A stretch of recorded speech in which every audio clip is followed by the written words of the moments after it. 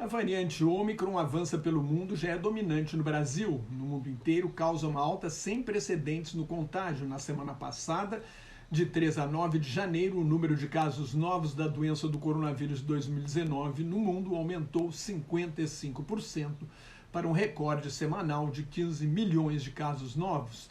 Na segunda-feira, foi batido um novo recorde mundial com mais de 3.280.000 infecções, número inflado provavelmente por causa da subnotificação nos fins de semana. Nos Estados Unidos, houve 1.480.000 diagnósticos positivos num dia, e a média diária de novas infecções está em mais de 800.000 e a média de mortes em 1.873 por semana. No Brasil, o contágio cresceu 743% em 2 semanas e chegou a 110.000 casos novos na sexta-feira.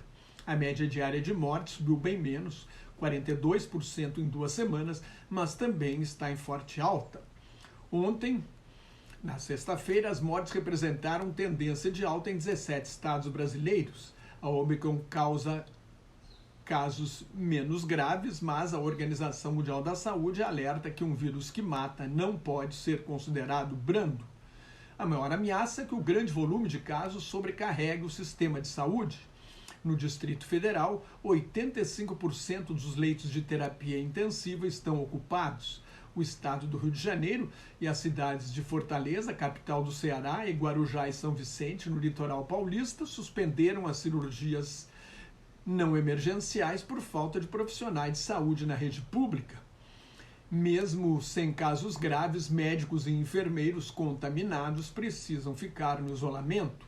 A onda de contaminação da Ômicron é um desafio especial para a China, origem da pandemia, que adota uma estratégia de erradicação total do vírus de Covid-0, com confinamentos rigorosos e testagem em massa, onde surgem casos.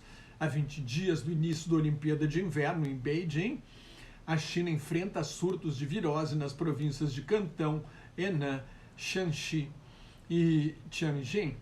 A cidade de Tianjin fez a segunda testagem em massa de seus 12 milhões de habitantes.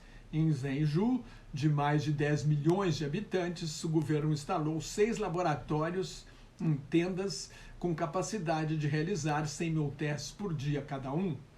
Na província de Henan, a circulação de carros particulares e os transportes públicos estão proibidos. O governo só autoriza o transporte de doentes para tratamento. Depois de 3 semanas de confinamento rigoroso, a cidade de Xi'an, primeira capital da China, permitiu a reabertura de algumas empresas. Xi'an enfrentou problemas de abastecimento, mas talvez todo esse esforço chinês não baste, especialmente porque as vacinas da China são consideradas ineficazes contra a Ômicron. Há uma esperança com a queda no contágio no Reino Unido, exemplo do que aconteceu na África do Sul, onde a Ômicron foi identificada em 24 de novembro.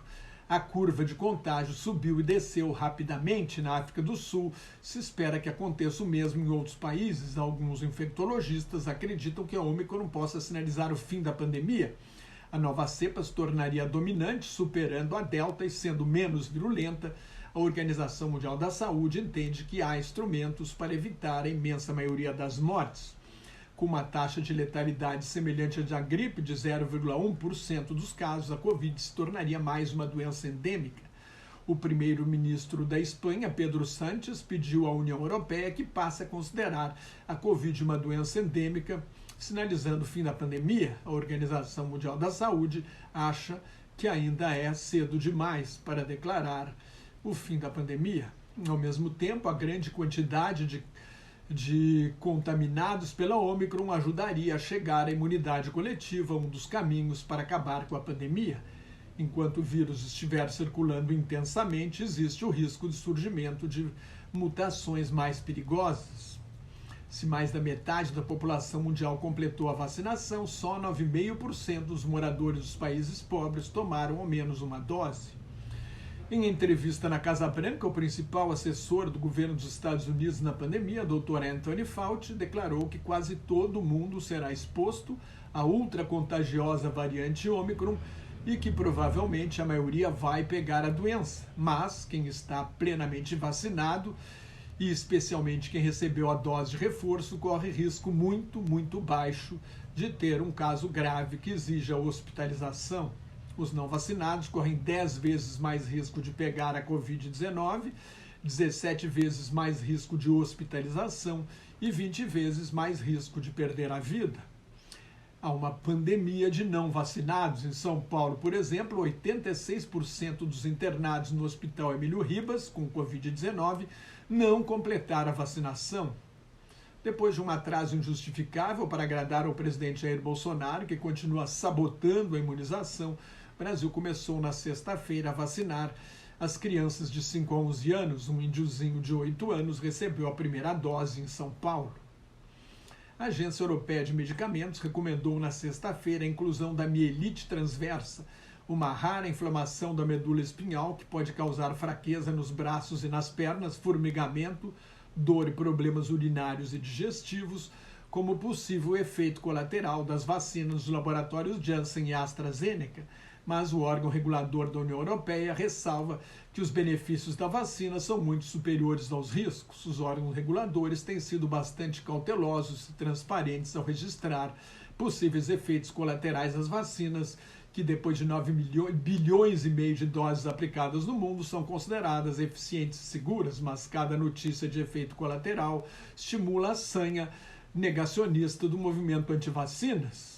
Um relatório das autoridades britânicas sobre a perda de efetividade das vacinas em alguns meses também é preocupante. No plano econômico, a inflação nos Estados Unidos fechou o ano em 7%, é a maior desde 1982. O Conselho da Reserva Federal, o Fed, o Banco Central do país, considera a inflação transitória, mas anunciou que deve aumentar os juros 3 vezes neste ano. A expectativa é que a taxa básica termine 2022 em 1% ao ano nos Estados Unidos. No Brasil, a taxa básica fechou 2021 em 9,25% ao ano, depois de altas de 7,25 pontos percentuais ao longo de 2021. A inflação no Brasil passou de 10% ao ano, apesar da recessão. É diferente da inflação dos Estados Unidos e da Europa. Aqui a alta de preços tem mais a ver com a alta do dólar e o desequilíbrio nas contas públicas. Nos países ricos, com os vários programas de estímulo, as pessoas estão com dinheiro, a demanda está em alta, as pessoas querem comprar e a oferta de produtos demora mais a se recuperar. Entre outras razões, por falta de suprimentos, como, por exemplo, chips de computador e do desarranjo dos transportes. A Delegacia Regional do Banco Central dos Estados Unidos em Nova York vê sinais de que os problemas nas cadeias de suprimento atingiram o pico em outubro e estão diminuindo. Depois de analisar 27 variáveis, inclusive os custos dos fretes aéreos e navais, os analistas observaram uma melhoria da situação em novembro e dezembro. A expectativa é que a maioria dos gargalos desapareça neste ano. E o tenista número 1 do mundo, o sérvio Novak Djokovic, teve o visto de entrada na Austrália cassado pela segunda vez por não ter se vacinado. Djokovic quer defender seu título e tentar uma 10ª vitória no torneio aberto da Austrália, que começa na segunda-feira em Melbourne. Se ganhar, Djoko ultrapassa os rivais, o suíço Roger Federer e o espanhol Rafael Nadal, em títulos de grandes torneios. Cada um tem 20. O último apelo do sérvio deve ser examinado pela Justiça da Austrália no domingo, sábado à noite, no Brasil. Mas Djoko deu uma grande bola fora. Se você gostou, assine meu canal no YouTube, veja meu blog Globalização em Crise, meu Twitter e o Facebook, onde colaboro com o grupo Quarentena News. Cuide-se, o pior já passou, mas a pandemia ainda não acabou. Use máscara, higienize sempre as mãos, evite aglomerações, não perca a oportunidade de tomar vacina e muito obrigado pela sua atenção.